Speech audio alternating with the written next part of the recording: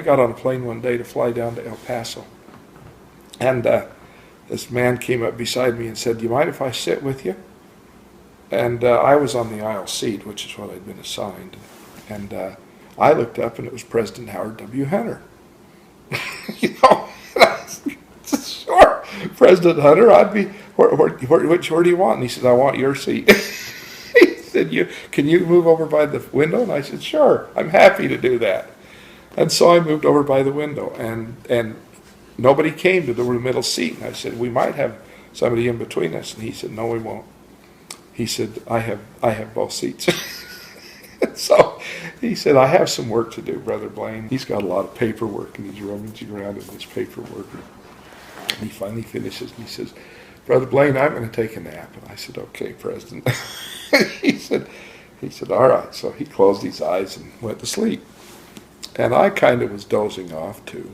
It's kind of a long flight from Salt Lake to El Paso. And all of a sudden, he reached over and grabbed me by my arm, or just grabbed me hard. And he said, "Brother Blaine." I just, rightly jumped out of the seat. And I said, "What?" He said, "Are you awake?" And I said, "Yes." And I said, I'm awake." He said, "Good, I have something important to tell you."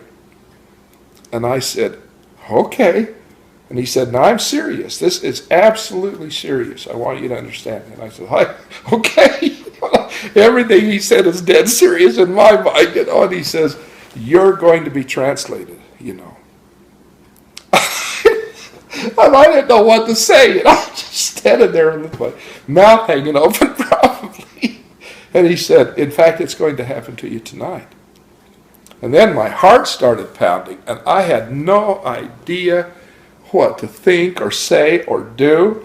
And he's sitting there with his grip on my arm this whole time. And then he starts to get this grin on his face. He said, "I mean, of course, from English into Spanish." And I have never been had better than that in my entire life, was for him to do that to me. And it turned out he was right.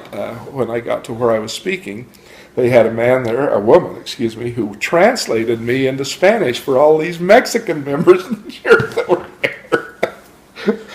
But I had no clue that was going to happen, but he knew. So, anyway, that's my Elder Hunter story.